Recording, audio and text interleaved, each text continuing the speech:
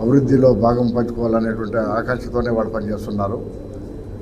అందులో భాగంగానే ఇండస్ట్రీస్ మన రాష్ట్రానికి తరలి వస్తున్నాయి. నిన్న కూడా మన రాయలసీమ ప్రాంతానికి సంబంధించి జమ్మలమడుగులో అతిపెద్ద జిందాల్ కంపెనీ వాళ్ళు కూడా స్టీల్ ఫ్యాక్టరీ ప్రారంభిస్తూ అదేవిధంగా సోలార్ ప్లాంట్ను కూడా ఏర్పాటు చేయడం జరుగుతుందని ప్రకటన చేయడం జరిగింది. మరి అందులో భాగంగా నిన్న భూమి పూజ కూడా మన ముఖ్యమంత్రి గారు చంద్రబాబు నాయుడు గారి చేతుల మీదుగా జరిగింది. త్వరలో ఆ ప్రాజెక్టు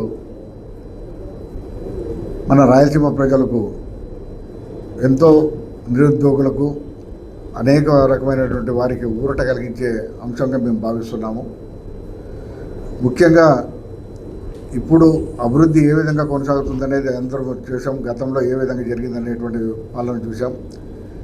ఈరోజు వైజాగ్లో కానీ ఒక సిస్టమ్ రావడము, అదేవిధంగా ఈ కూటమి ప్రభుత్వంలో సంక్షేమానికి ఏ విధంగా అయితే ప్రాధాన్యత ఇస్తున్నారో అదేవిధంగా అభివృద్ధికి కూడా అంతే ప్రాధాన్యత ఇస్తూ పాలన కొనసాగుతుందని నేను భావిస్తున్నాను. మరి ముఖ్యంగా ఈరోజు ఉన్నటువంటి పరిస్థితులు చూస్తుంటే ఈ వర్షాకాలం దగ్గరకు వస్తుంది. అయినా సరైనటువంటి వర్షాలు కురవడం లేదు. ముఖ్యంగా తుంగభద్ర డ్యాంలో నీళ్లు లేకపోవడం వలన సాగునీరు కూడా ఇబ్బంది కలిగే పరిస్థితి ఈ జిల్లాలో, ముఖ్యంగా మా అనంతపురం జిల్లాకు తీవ్రమైన నష్టంగా మేము భావిస్తున్నాము. మరి ప్రభుత్వం ఈ పరిణామాన్ని ఎదుర్కోవడానికి తగు రీతిలో చర్యలు చేపట్టాలని చెప్పేసి కూడా మేము ప్రభుత్వాన్ని డిమాండ్ చేస్తున్నాము.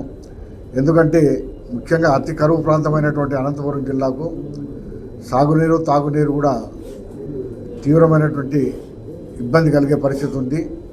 మరి కృష్ణా జలాలను తరలించి అందరినీవా ద్వారా అయినా కూడా ఈ జిల్లాకు నీటిని తీసుకురావడానికి ప్రభుత్వం కృషి చేయాలని చెప్పి కోరుకుంటున్నాం. అదేవిధంగా తుంగభద్ర జలాశయంలో కూడా నీటి మట్టం పూర్తిగా అడగంటిపోయింది. మొన్నటి వరకు గేట్లు లేనందువలన నీరు నిల్వలేకపోవడం వల్ల గతంలో ఈ నీటి మట్టం తక్కువ ఉన్నప్పుడు కూడా దాదాపు 8-9 టీఎంసీల నీరు అందుబాటులో ఉండేవి. మరి ఈరోజు ఆ పరిస్థితి 9 టీఎంసీలు కూడా లేనటువంటి పరిస్థితి ఈ వర్షాభావం వలన తుంగభద్ర డ్యాంకు నీరు చేరుకోలేదు. మళ్ళీ రాబోయే రోజుల్లో ముఖ్యంగా మా అనంతపురం జిల్లాకు సాగునీరు మాట దేవుడెరుగు, తాగునీరు కూడా పరిస్థితి తీవ్రమైనటువంటి ఇబ్బంది కలిగే పరిస్థితి ఉంది. మరి ఆ విధమైనటువంటి పరిస్థితుల్లో కృష్ణా జలాలనైనా ఆంధ్రనీవా ద్వారా ఈ జిల్లాకు తీసుకురావడానికి కూటమి ప్రభుత్వం కృషి చేయాలని కోరుకుంటున్నాము.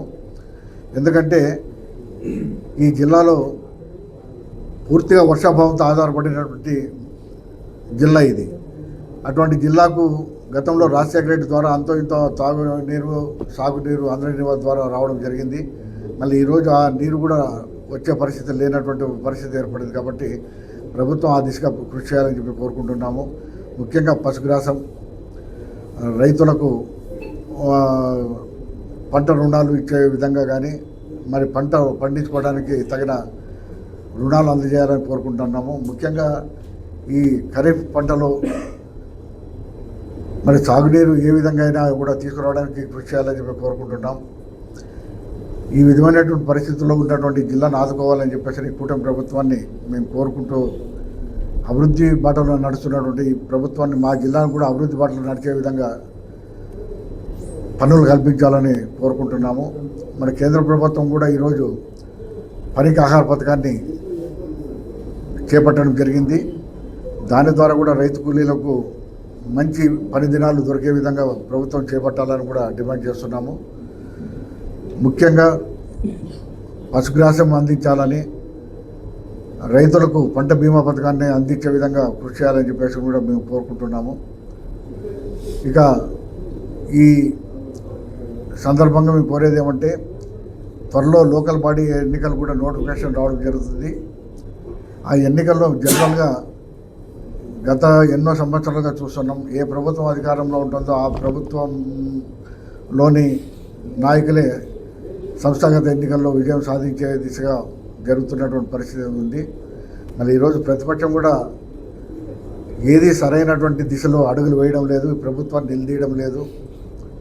ముఖ్యంగా రాజధాని విషయంలో పూర్తిగా ప్రజలను తికమక పెట్టే ప్రకటనలు రోజు ఒకటి వస్తున్నాయి.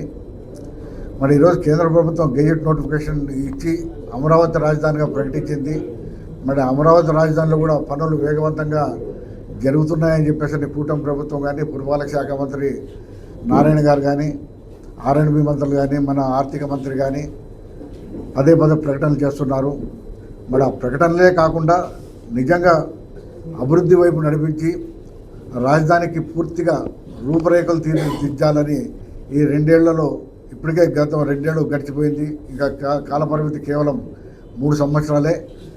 ఈ 3 సంవత్సరాల్లో కూడా చివరి సంవత్సరం పూర్తిగా ప్రజలు ఎన్నికల వైపు మాట్లాడే పరిస్థితి ఉంటుంది. కేవలం ఈ ప్రభుత్వానికి ఉండేది కూడా 2 సంవత్సరాలు గడివే. మన కేంద్రంలో కూడా భాగస్వాములైనటువంటి కూటమి ప్రభుత్వం మన కేంద్ర ప్రభుత్వం నుంచి అపారమైనటువంటి నిధులు తీసుకొని వచ్చి పూర్తిగా రాజధానికి ఏ విధమైనటువంటి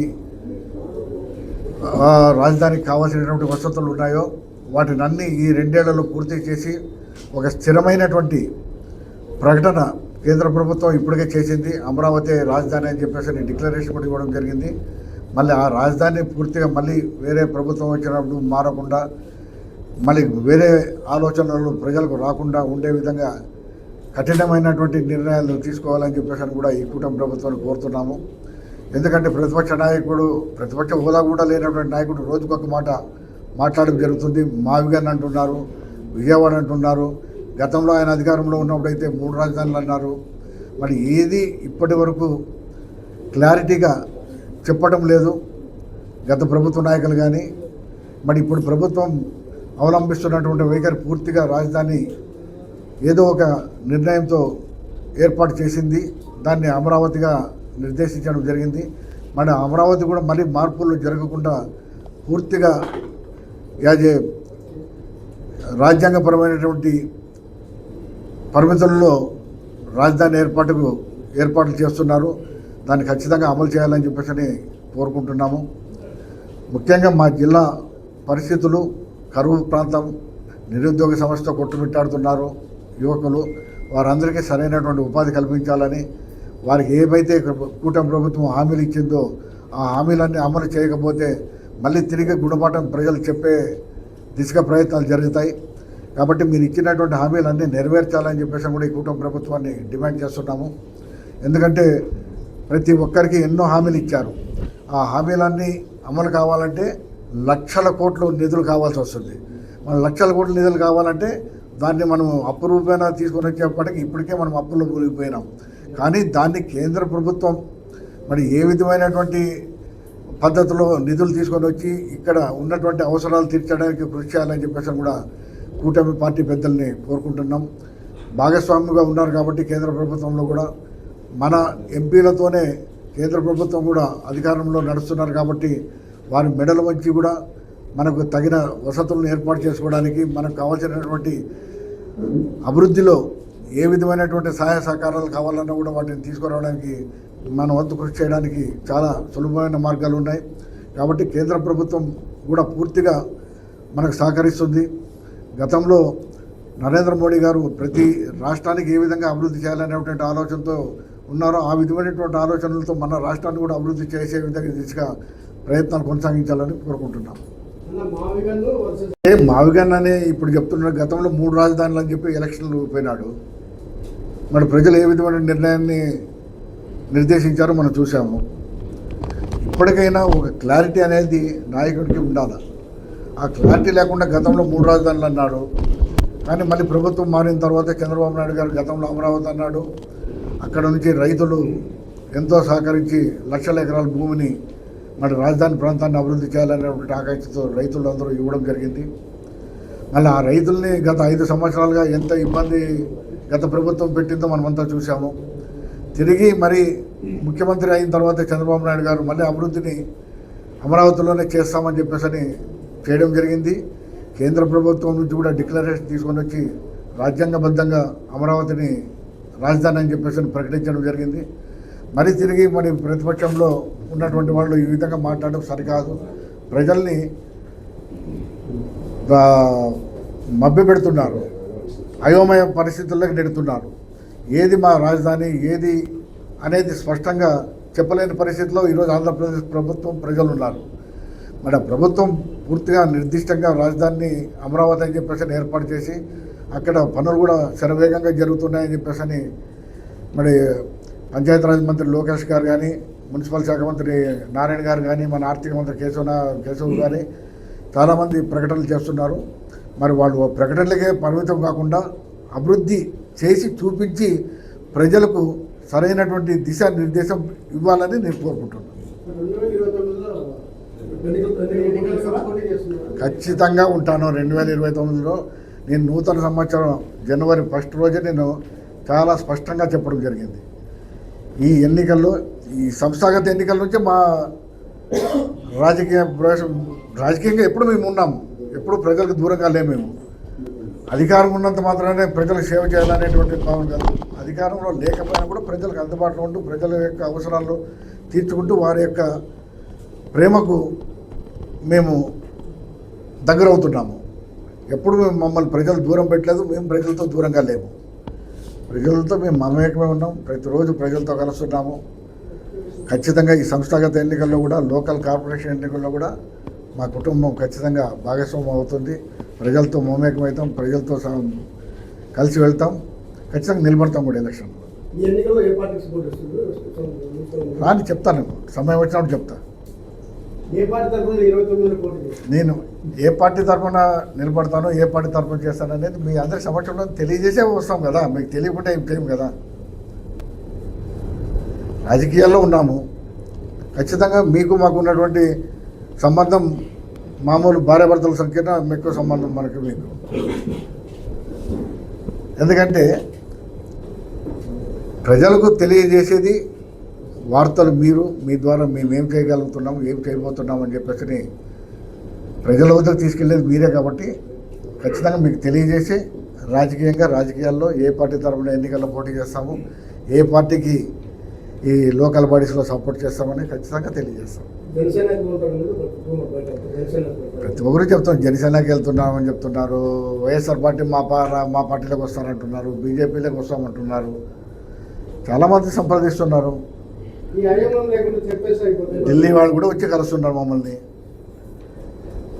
చెప్తా, మా అభిమానులకు చాలా క్లారిటీగా ఉన్నారు. మా అభిమానులు, మా కార్యకర్తలు కాదు, ప్రజలు చాలా స్పష్టంగా ఉన్నారు మా పైన, మా కుటుంబం పైన.